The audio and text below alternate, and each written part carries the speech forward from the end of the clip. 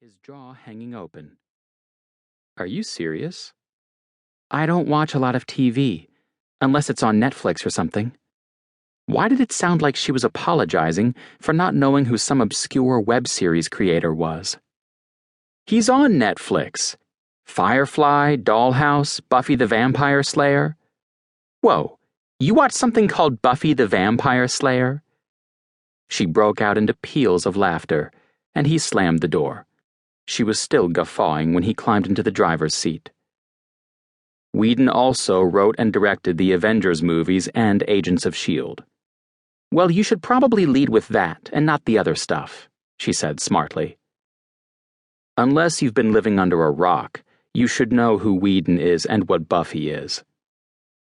"Oh God, I can't take you seriously when you say things like that." "What? Just because of the name of the show? I'm trying to school you on one of the most ingenious writers and directors of a generation." "And I'm listening, but I'm sorry, it's a little hard to imagine."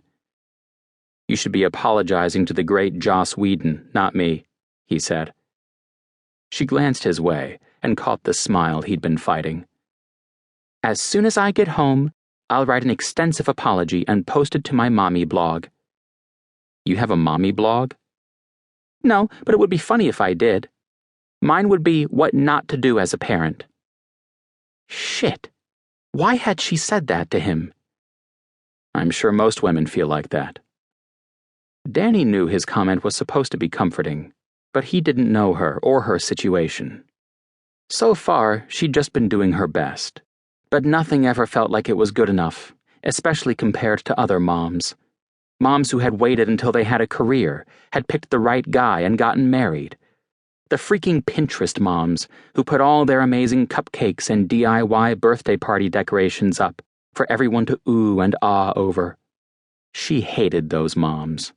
There wasn't a crafty bone in her body, and staring at all of those perfectly creative ideas and handmade awesomeness left her feeling even more like a failure. "So, how long have you worked at the shelter?" Tyler asked. She was grateful for the change in subject and the escape from her pity party. "Only a few weeks. I actually work the night shift at Fairview Animal Hospital, so I can be home during the day with my son. I only usually do a few hours in the morning at the shelter, but today one of the other women called in to say she'd be a little late, so I agreed to stay." "Where is your son?" he asked. Was he accusing her of something? "He's with my mom.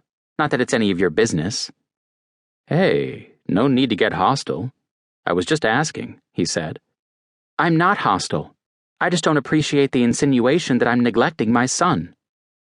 "Whoa, no insinuation. Geez, are you always this defensive?" he asked. Dani didn't say anything, partly because she was embarrassed. She was constantly taking flack from her mom about how she was raising Noah, and it had just become instinct to immediately go on the defensive, even with a total stranger who was just being inquisitive. She shouldn't have jumped down his throat, especially since he was helping out Fugly. "What are you going to do with Fugly if he makes it?" she asked. "I figure I'll see what his injuries are, and depending on how he does during his temperament evaluation, I'll find something for him to do. The first item on the agenda is to give him a better name." "What if he doesn't pass?" She saw it, even if it was just a flicker. The grim downturn of his mouth that said exactly what would happen if he didn't pass. "I like to think positively," he said. Dani had a feeling he was avoiding the question for her benefit. He's probably scared you'll rip his face off if he says the wrong thing. "How many dogs are you looking for?" she asked. "I have 4 open kennels, but if I find more that are a good fit, I'll usually foster them, or one of the other trainers will take them in." "Isn't it hard doing that? Testing a dog, and when he fails, knowing he's most likely going to die?" she asked. "It's the way it is, and until we can come up with a better system, I can only save the ones I can train as police, military, search and rescue, and therapy dogs.